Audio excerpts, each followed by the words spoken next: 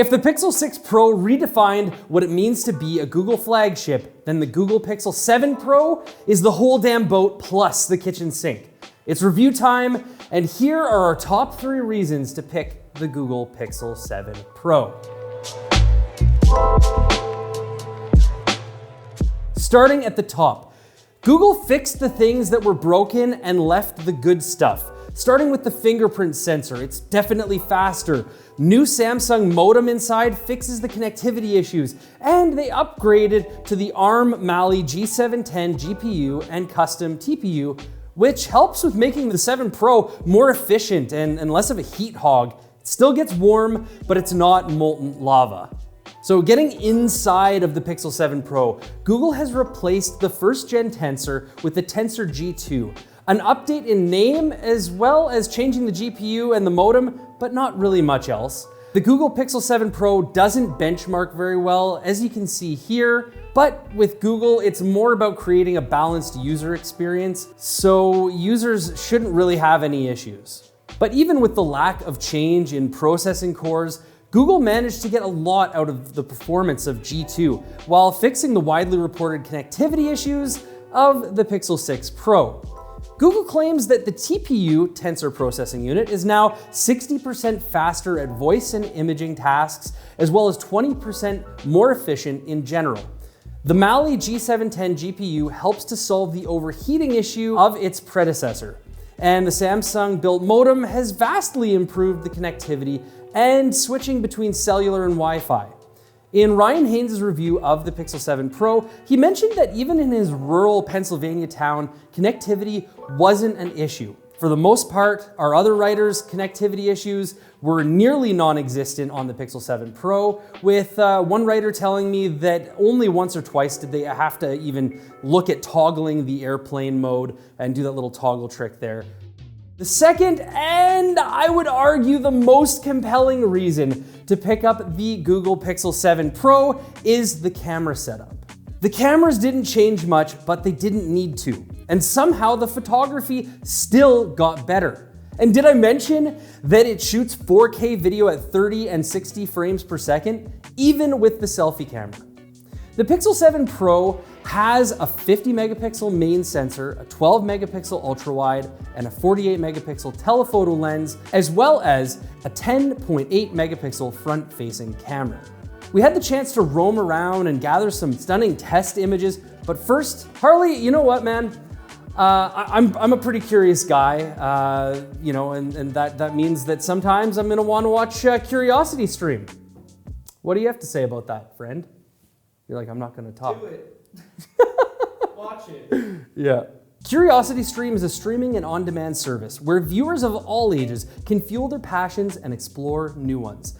Get access to thousands of top-quality documentaries, TV shows, and other non-fiction titles, all for the low price of $19.99 per year. Watch anywhere, anytime, with instant access to award-winning exclusives and original series. With Curiosity Stream, you can learn about everything from ancient history to space exploration from the comfort of your own home or while you're on the go. With so many titles to choose from, covering society, technology, nature, science, and anything else you can think of, you're bound to find a whole new subject to get curious about. Click the link in the description to get a full year of Curiosity Stream for less than some people pay every month just for one streaming service.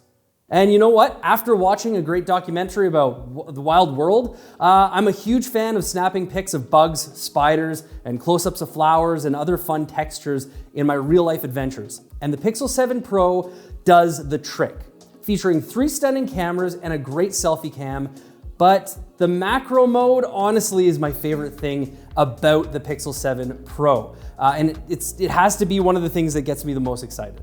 It gives me a level of versatility that you just don't get with the standard Pixel 7. So my pics of bugs and flowers look stunning, and I can get as close as possible while still getting great autofocus.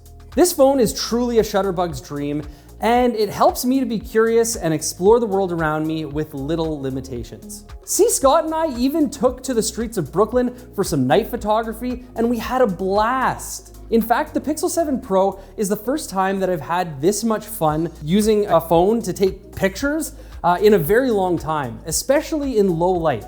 We even decided to test out the Pixel 7 Pro against my Nikon Z6 mirrorless camera just to see what's possible. Now, don't get me wrong, I will always love my professional camera for work.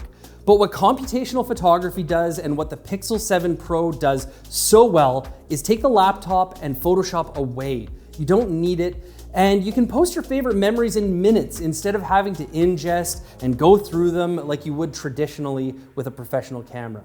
My personal favorite camera feature would have to be the 10 megapixel wide selfie camera, which doesn't look muddy at all. It captures great memories wide enough that you can include most of your friends or family without stretching your arm out too much. In portrait mode, you know, it just really shows off what this phone can do. And as you can see from these images here, Ryan Haynes got some really nice portrait mode shots of himself. The Pixel 7 Pro is bigger and better in almost every way that it counts. Okay, so we're gonna start with the most visibly noticeable feature, the display. The Pixel 7 Pro's curved Gorilla Glass Victus display features nearly double the peak nit brightness of the previous phone, curing the hard to see in sunlight display of the Pixel 6 Pro with a whopping 1500 nit peak brightness. This will allow you to take full advantage of the crystal clear 6.7-inch OLED 1440p display with a refresh rate of up to 120 Hz. Colors look great, documents look sharp, and scrolling pages feels crisp. And looking at the stunning photos that this phone can take directly on the display, they're just a joy to view.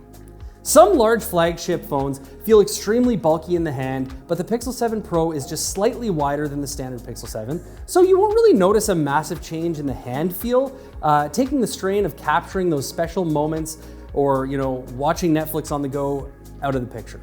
As for the 5,000 milliamp hour battery, like we had mentioned, it's not all roses. It's not bigger than the last one. Our average charge rate was 15 watts of charging, but at its highest, the Pixel 7 Pro hovered between 17 watts and 21 watt peak charging during our testing, which is virtually unchanged from the previous Pixel 6 Pro. Even with the lacking in charging speed compared to the super fast charge rates of other Tier 1 devices, the Pixel 7 Pro was able to push the battery limit to a full day and a half. And as the device continues to learn from you, honestly, it might be possible that you could get even longer battery life. And to round out the specs, all Pro models have 12 gigabytes of LPDDR5 RAM, and you'll have the choice between 128 gigs or 256 gigs options in Obsidian Black, Snow White, Hazel Green. There's also a 512 gigabyte option, but that one's only going to be available in certain regions. Now, there are some issues that we definitely need to talk about, and our qualms with this device would mainly be with the aesthetic. Many of our readers aren't really a fan of the curved glass, and I'd have to agree. Why can't we just get a flagship Pro model phone with a flat screen, Google? I wish that we could. It's just a little thing. Also, the glossy finish and the shiny chrome chassis are horrible fingerprint smudges. They collect a lot of dust or in and around the edges, and it's a little bit slick as well, which, as somebody who's got butterfingers, that can be a definite problem. And if I could wish for one thing on the Pixel 7 Pro, it's that it would have the same brushed aluminum finish of the Pixel 7. They should have brought it over to the Pro 2. They really should have. And the last thing that I have beef with is that Google didn't really change much with Tensor G2. I mentioned this earlier, but this phone doesn't benchmark well. And in our own testing, it only managed a Geekbench score of 1055, well below the competition. And if you're looking to get high-end processing power for intense mobile gaming, the Pixel 7 Pro does not hit the mark. If Google had focused more on pushing Tensor G2 a little bit more, it could have taken that bit of ammo away from iPhone fans and given Android gaming fans, a phone to really drool over. That being said, it's still a solid phone for the average person, and Android gamers will just have to stick to phones like the Samsung S22 Ultra, the Asus ROG 6, or some other great gaming phones that are available right now. But are any of the negatives really enough to stop me from loving this phone? No, not one bit. With all-day battery, great cameras, reliable connectivity, the Pixel 7 Pro doesn't struggle to be a great phone the way that the Pixel 6 did. The Google Pixel 7 Pro is a flagship by name and by price? Well, it's not too hard on the wallet either. So should you pick up the Google Pixel 7 Pro over the Pixel 6 Pro?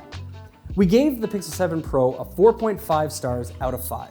So unless you're really enticed by the much reduced price of the Pixel 6 Pro listed here, the Pixel 7 Pro for its price, listed over here, will most likely put a smile on your face. But it begs the question, do you have a Pixel device yet? Are you considering or waiting for a different phone? Let us know in the comments down below. And if you enjoyed this video, make sure you are subscribed. I'm Ryan from Authority Media. Be kind, smile lots, and we'll see you on the next one.